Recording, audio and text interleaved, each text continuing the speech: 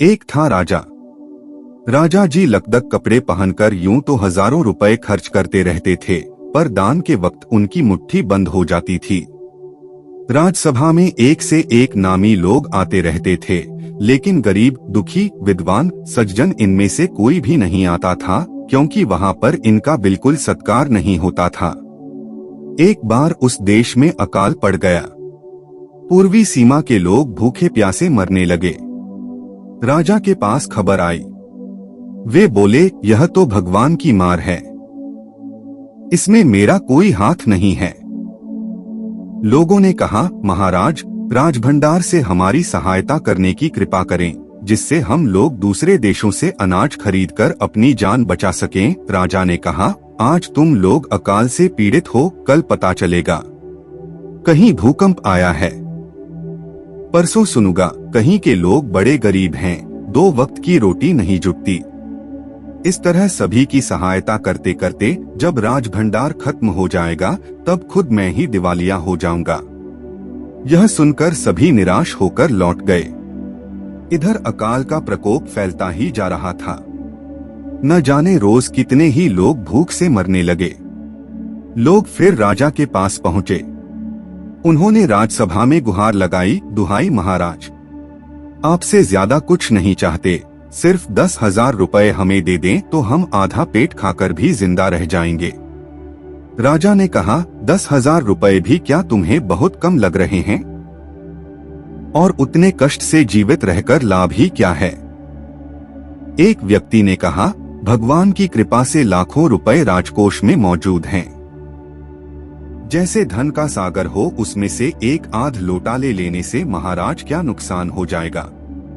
राजा ने कहा, राजकोष में अधिक धन है तो क्या उसे दोनों हाथों से लुटा दूं? एक अन्य व्यक्ति ने कहा, महल में प्रतिदिन हजारों रुपए इन सुगंधित वस्त्रों, मनोरंजन और महल की सजावट में खर्च होते हैं।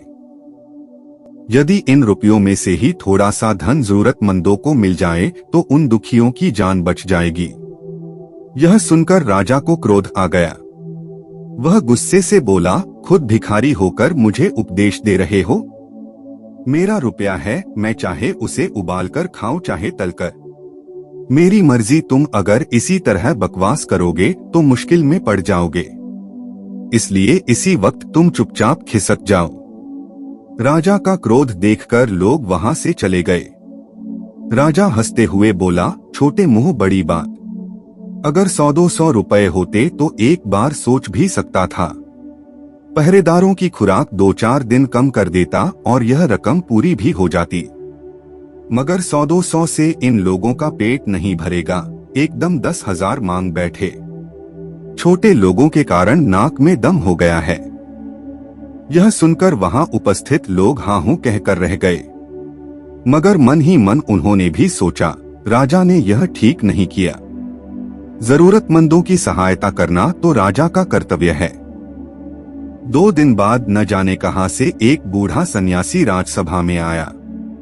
उसने राजा को आशीर्वाद देते हुए कहा, दाता कर्ण महाराज, बड़ी दूर से आपकी प्रसिद्धि सुनकर आया हूँ। सन्यासी की इच्छा भी पूरी कर दें।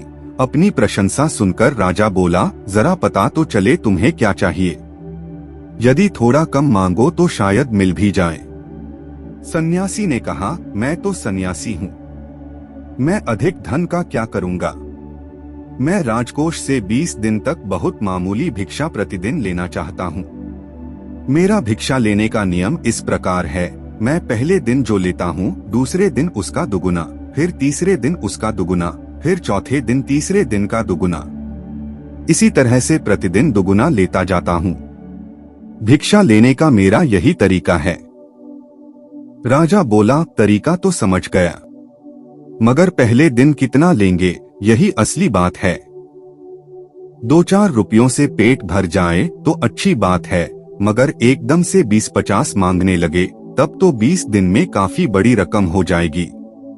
सन्यासी ने हंसते हुए कहा, महाराज, मैं लोभी नहीं हूँ, आज मुझे 1 रुपया दीजिए, फिर 20 दिन तक दुगुने करके देते रहने का हुक्म दे दीजिए। यह सुनकर राजा, मंत्री और दरबारी सभी की जान में जान आई।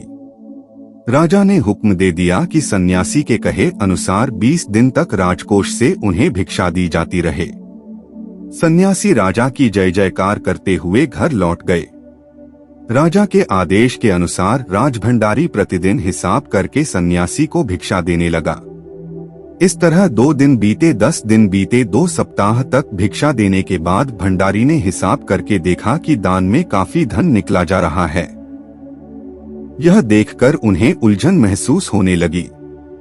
महाराज तो कभी किसी को इतना दान नहीं देते थे। उसने यह बात मंत्री को बताई।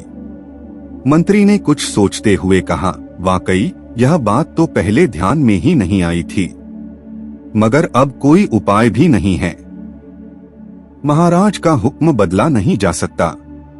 इसके बाद फिर कुछ दिन बीते। भंडारी फिर हड़बड़ाता हुआ मंत्री के पास पूरा हिसाब लेकर आ गया। हिसाब देखकर मंत्री का चेहरा फीका पड़ गया। वह अपना पसीना पोंछकर, सिर खुजलाकर, दाढ़ी में हाथ फेरते हुए बोला, यह क्या कह रहे हो? अभी से इतना धन चला गया है तो फिर 20 दिनों के अंत में कितने रुपए होंगे? भंडारी बोला, जी पूरा हिसाब तो नहीं किया है। मंत्री ने कहा, तो तुरंत बैठकर अभी पूरा हिसाब करो। भंडारी हिसाब करने बैठ गया। मंत्री महाशय अपने माथे पर बर्फ की पट्टी लगाकर तेजी से पंखा झलवाने लगे। कुछ ही देर में भंडारी ने पूरा हिसाब कर लिया। मंत्री ने पूछा, कुल मिलाकर कितना हुआ? भंडारी ने हाथ जोड़कर कहा, जी 10,48,575 रुपए। मंत्री को गुस्सा आ गया। वह बोला, मजाक कर रहे हो? यदि सन्यासी को इतने रुपए दे दिए तब तो राजकोष खाली हो जाएगा। भंडारी ने कहा, मजाक क्यों करूंगा, आप ही हिसाब देख लीजिए। यह कहकर उसने हिसाब का कागज मंत्री जी को दे दिया। हिसाब देखकर मंत्री जी को चक्कर आ गया। सभी उन्हें संभालकर बड़ी मुश्किलों से राजा के पास ले गए। राजा ने पूछा, क्या बात है? मंत्री बोले, महाराज, राजकोष खाली होने जा रहा है। राजा ने पूछा, वह कैसे? मंत्री बोले, महाराज, सन्यासी को आपने भिक्षा देने का हुक्म दिया है, मगर अब पता चला है कि उन्होंने इस तरह राजकोष से करीब 10 लाख रुपए झटकने का उपाय कर लिया है। राजा ने गुस्से से कहा, मैंने इतने रुपए देने का आदेश तो नहीं दिया था, फिर इतने रुपए क्यों दिए जा रहे हैं? भंडारी को बुलाओ। मंत्री ने कहा, जी सब कुछ आपके हुक्म के अनुसार ही हुआ है, आप खुद ही दान का हिसाब देख लीजिए। राजा ने उसे एक बार देखा, 2 बार देखा, इसके बाद वह बेहोश हो गया। सब परेशान हो गए। काफी कोशिशों के बाद उनके होश में आ जाने पर लोग सन्यासी को बुलाने दौड़े। सन्यासी के आते ही राजा रोते हुए उनके पैरों पर गिर पड़ा। बोला, दुहाई है सन्यासी महाराज, मुझे इस तरह जान माल से मत मारिए। जैसे भी हो एक समझौता करके मुझे वचन से मुक्त कर दीजिए। अगर आपको 20 दिन तक भिक्षा दी गई तो राजकोष खाली हो जाएगा, फिर राजकाज कैसे चलेगा? सन्यासी ने गंभीर होकर कहा, इस राज्य में लोग अकाल से मर रहे हैं, मुझे उनके लिए केवल 50,000 रुपए चाहिए। वह रुपया मिलते ही मैं समझूंगा मुझे मेरी पूरी भिक्षा मिल गई है। बस मुझे कुछ और नहीं चाहिए। राजा ने कहा, परंतु उस दिन एक आदमी ने मुझसे कहा था कि लोगों के लिए 10,000 रुपए ही बहुत होंगे। सन्यासी ने कहा, मगर आज मैं कहता हूँ कि 50,000 से 1 पैसा कम नहीं लूंगा। राजा गिड़गिड़ाया, मंत्री गिड़गिड़ाए, सभी गिड़गिड़ाए, मगर सन्यासी अपने वचन पर डटा रहा। आखिरकार लाचार होकर राजकोष से 50,000 रुपए देने के बाद ही राजा की जान बची। पूरे देश में खबर फैल गई कि अकाल के कारण राजकोष से 50,000 रुपए राहत में दिए गए हैं।